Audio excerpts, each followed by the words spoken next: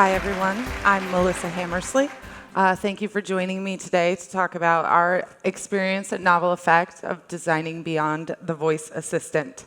I'm a co-founder and the chief design officer of the company, and I manage our design team and our product to make sure that it is working well for all of our users. So just a little bit of background and how I got into voice. My husband and I had an aha moment 4 years ago before our daughter was born when someone was reading aloud to us at a baby shower. She had an entire room full of adults captivated. She was using simply the inflection of her voice and little sound effects that she added that matched the story. And that made us think, what if every parent could do this? And is there an app for that? There wasn't, and this was, kind of right around the same time that voice assistant devices were beginning to emerge and really end up in people's homes. So we decided to go out and build it. We did actually start on a mobile platform because that was what was most accessible to us. But what our app does is it uses speech recognition on the device to follow along as a storyteller, a parent, a teacher, even a child reads out loud from an offline book or a print book. And what we do is we layer in theme music, sound effects, characters' voices as they're reading, and those complement the story and bring it to life and make it a little bit more exciting and interesting. So the way that we've done this on the mobile device is very simple, and I was going to show you how it works. You just open the app, you pick your book. I'm going to read a little segment of Giraffes Can't Dance here. Hopefully you'll be able to hear it a little bit. So right now the system is following along, and I can read from anywhere in the book. Now every year in Africa, they hold the jungle dance, where every single animal turns up to skip and prance. And this year, when the day arrived, poor Gerald felt so sad, because when it came to dancing, he was really very bad. The warthogs started waltzing, and the rhinos rocked and rolled. The lions danced a tango that was elegant and bold. The chimps all did a cha-cha with a very Latin feel, and 8 baboons then teamed up for a splendid Scottish reel. Just go ahead.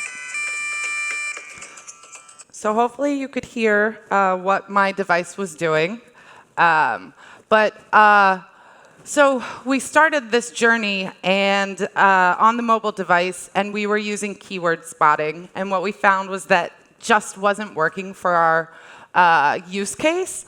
And we could trigger things on one page. We could trigger things on many pages, or a few pages, but we couldn't trigger things through the entire page of the book. So we had to go back to the drawing board and think about how we were using the speech recognition and how we were also opening up the different audio events on the back end. And so in the 4 years that we've been doing this, we've kind of changed our approach from early on. And in doing that, we've kind of had all these breakthroughs of how we can use this ambient listening, where we open a microphone session and then listen to what's happening in a room and respond to it in time. And we have found that we can change the way that people are interacting with each other and the media that they like to use together, such as books, television and films, board games, role-playing games, and even more. So right now, we have the children's book product that's available. We're demoing right here at Voice for the first time a video and animation product. There are some competitors on the market who are doing very similar things, following along as people are using AR or VR.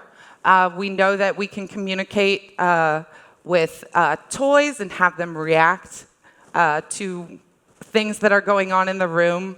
Hallmark has a product that does something with stuffed animals and children's books that is also very similar.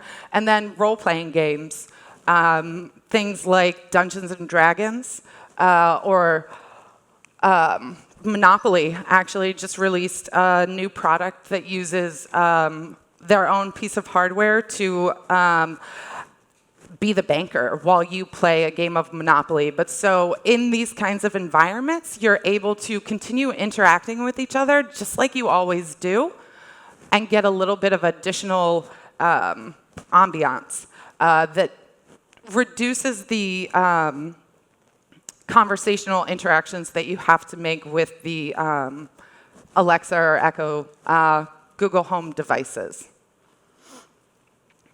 So the way that we were able to do this efficiently and scale it was by building our own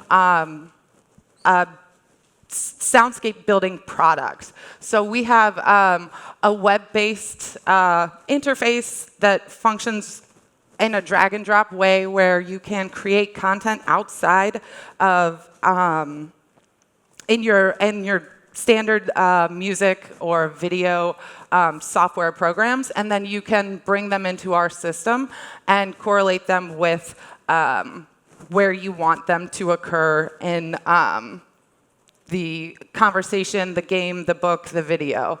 And we're able to, because of the way we've built this, we're able to deploy it across any number of devices. So it's not something that's simply available in one place. Users can find it on mobile devices. They can find it on the web. We're also working to get it onto OTT devices and set-top boxes so that people can use voice remotes and not even have to push the button, but have the experience know when it's time for them to speak or interact and turn on and go right ahead with them. So what we kind of think, the way that we think of this at Novel Effect is that we're creating like a mixed reality storytelling experience. We're allowing people to engage more fully with each other, the other people in the room or the other people that they're enjoying this content with, and we're enhancing the moments that they're spending together rather than reminding them that they're interacting with a piece of technology. Our system just follows along and kind of makes the moments more enjoyable and the experiences more immersive. So the things that we see happening when you open up this kind of ambient listening session is that the devices that people are using, the mobile devices, a website, even the Alexa devices, the Google Home, they become a whole tool rather than the focus of the experience. In children, especially with the book product, we're able to increase their focus and engagement on the person that they're interacting with, but also the content that's being utilized in the experience. So users, especially in the context of an AR or VR experience, users suddenly become one with the world around them, and they're controlling it with their voice rather than with a clunky remote control. They're able to connect with the characters because the characters can talk back to them. You can say whatever. It's like what Sesame Street has been trying to do for years, where children talk to the television, but this time the characters can actually, the system will actually listen to what the children are saying, and the characters can respond back to them. So we're adding this new level of dimension and interactivity to things that we, some things that we generally sit back and do together, or do alone or together. And by not utilizing the conversational interface, we're kind of getting rid of that barrier that reminds us that we are talking to a device and lets us focus on talking to people.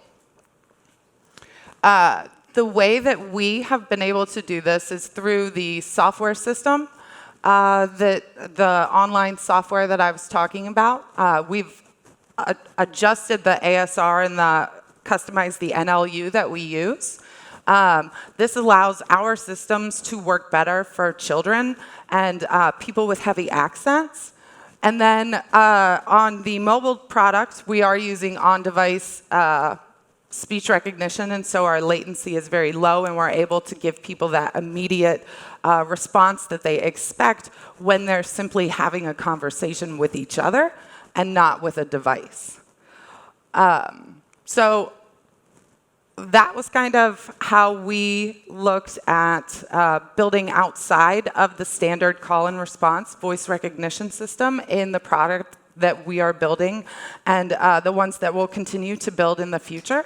I challenge all of you to think about how we can look outside of the framework that's been given to us with the voice assistants and design something that's more meaningful and enhances our relationships with each other rather than simply making our lives easier.